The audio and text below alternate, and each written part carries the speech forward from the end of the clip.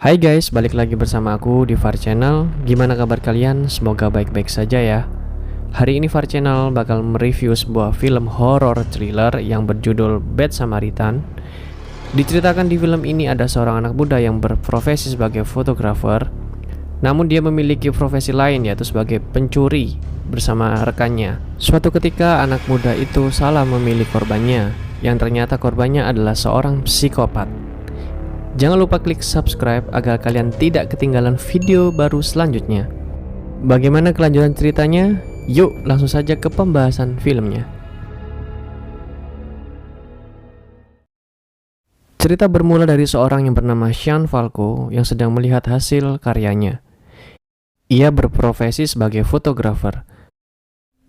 Tak lama kemudian pacarnya bernama Riley datang ke rumah. Yang ini aku sensor ya. Aku skip maksudnya karena ada adegan 18+. Oke, lanjut. Adegan selanjutnya menunjukkan bahwa Shin bukan hanya seorang fotografer biasa.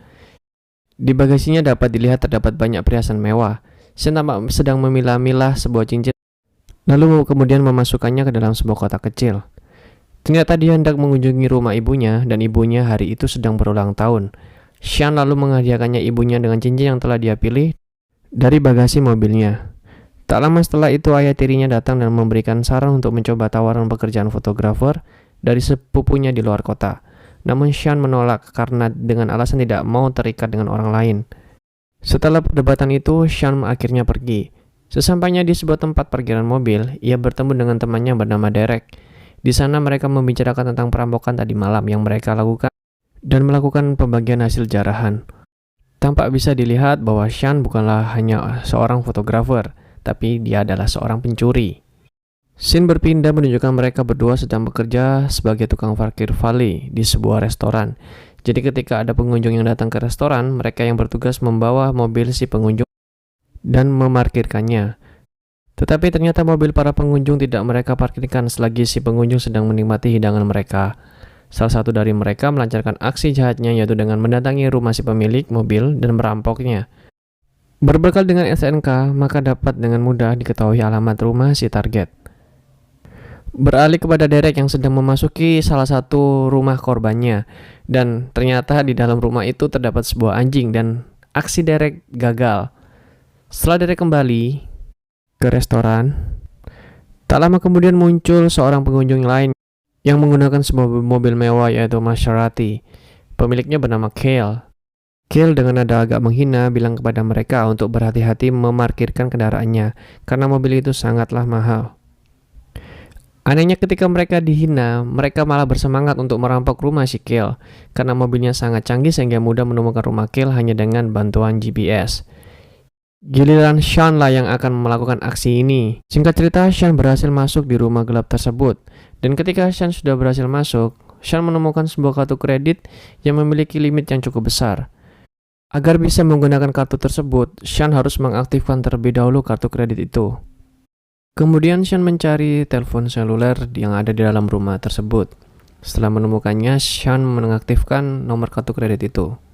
Namun Sean lupa untuk mengembalikan ponsel itu ke tempatnya semula. Ketika hendak meninggalkan ruangan, Sean penasaran dengan sebuah ruangan yang memiliki kunci yang rumit. Sean sebenarnya tidak mau serakah, namun Derek memaksa Sean untuk mencoba masuk ke dalam ruangan tersebut. Barangkali ada sesuatu yang berharga di sana. Sean pun akhirnya berusaha membuka pintu tersebut dan memasukinya. Di tengah ruangan itu yang gelap terdapat satu komputer yang tengah menyala. Sean berasumsi ruangan tersebut adalah ruangan kerja si Kale. Derek mengatakan kepada Sean untuk mencari folder-folder rahasia dalam komputer tersebut. Sembari mengecek komputer itu, Sean menemukan sebuah cek dan dia mencoba untuk memfotonya menggunakan flash. Ketika Sean mulai memfoto cek itu, Sean terkejut karena Sean melihat seorang wanita yang sedang terikat di dalam ruangan itu. Singkat cerita, Sean ingin membebaskan wanita itu. Sean pun mencari alat untuk bisa membebaskan wanita itu. Namun ketika ingin masuk ke ruangan itu kembali, lampu di dalam ruangan tersebut menyala karena si Kale mengecek CCTV menggunakan ponselnya.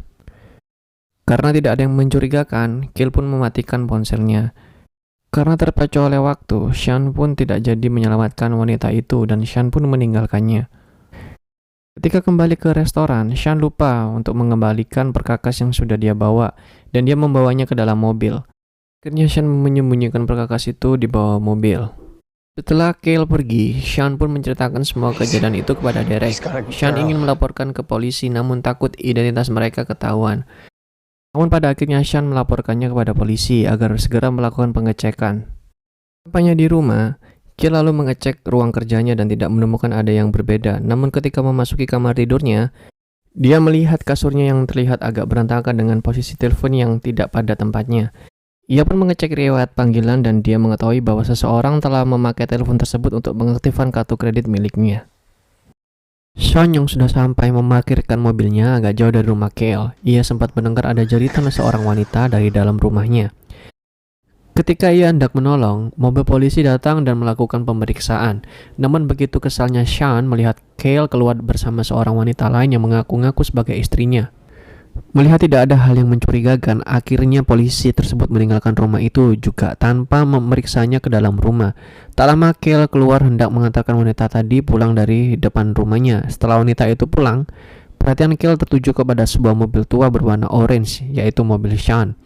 Sean yang ketakutan, dia bersembunyi agar tidak ketahuan Kale.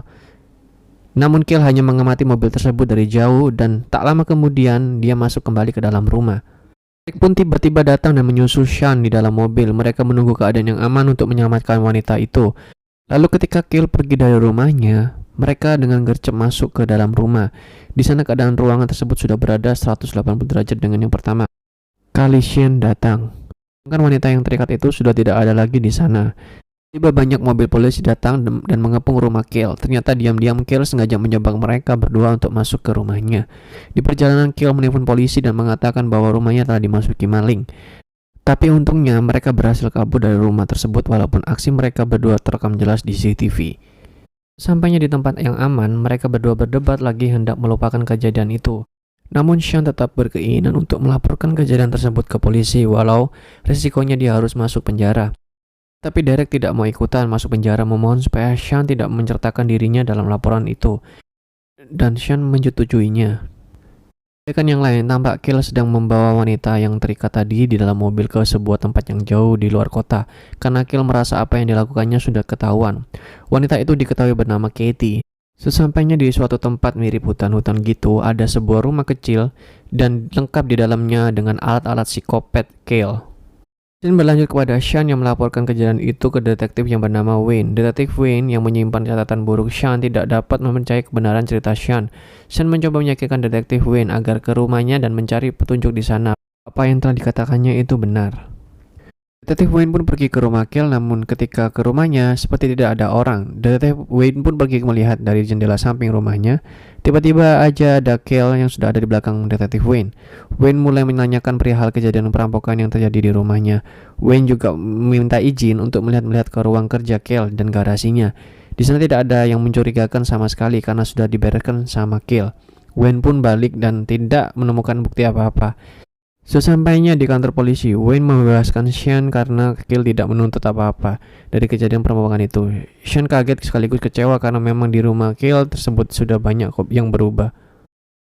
Kale yang penasaran mencoba membuka rekaman CCTV-nya yang di hari Sean dan Derek dijebak di rumahnya. Di sana diketahui bahwa petugas valet parkir restoran yang pernah ditemuinya lah pelakunya. Dan mencurigai mobil orange yang di depan rumahnya itu adalah mobil mereka. Kale pun menyiapkan sebuah alat pelacak dan dipasang di bawah mobil Sean. Sean pun yang tak pantang menyerah melaporkan ada kasus orang hilang ke FBI dengan berbekal foto Katie yang tidak sengaja diambil. Petugas FBI menolak melakukan penyidikan. Sean pun pulang dengan sedihnya.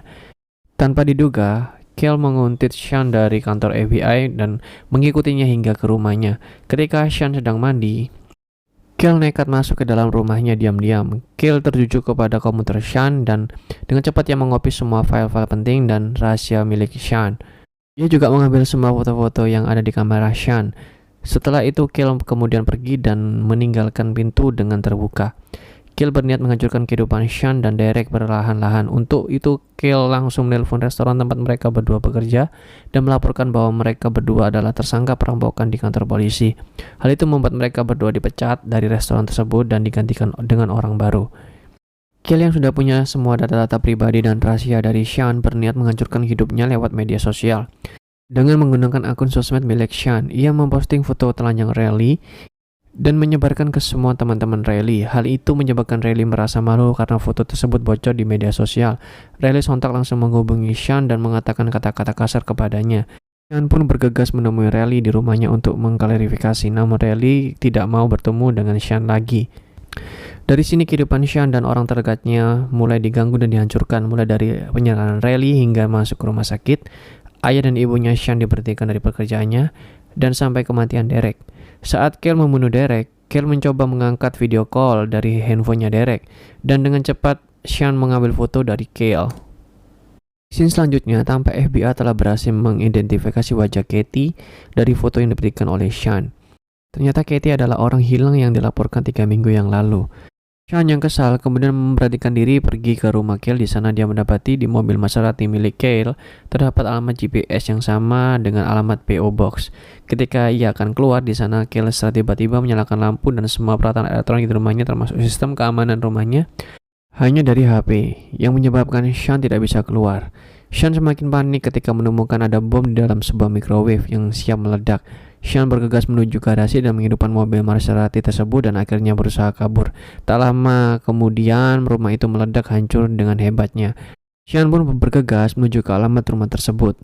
Sementara itu petugas FBI mendapatkan kiriman dari Sean tentang foto pelaku, yaitu foto Kale sendiri. Kemudian petugas FBI mengeluarkan surat perintah penangkapan dan bergegas menuju ke alamat yang diberikan Sean. FBI mengungkapkan Kale adalah seorang anak orang kaya yang keluarganya terobsesi dengan pacuan kuda.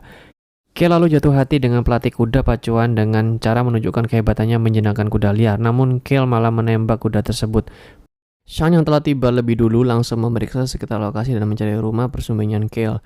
Kale juga sempat mengatur usaha pelariannya dengan menyiapkan dokumen perjalanannya ke Kanada dan mobil untuk dikendarai. Tidak hanya itu, Kale juga menyiapkan sebuah lubang yang akan dia pakai untuk mengubur Katie di sana. Sean yang sudah sampai di rumah tersebut hendak memoto isi ruangan dari luar jendela dan nampak bahwa isinya adalah penjara tempat Katie ditahan. Lagi Katie dan Sean ketemu dari luar jendela, tiba-tiba Kale datang dan menyerang Sean dengan skop hingga pingsan.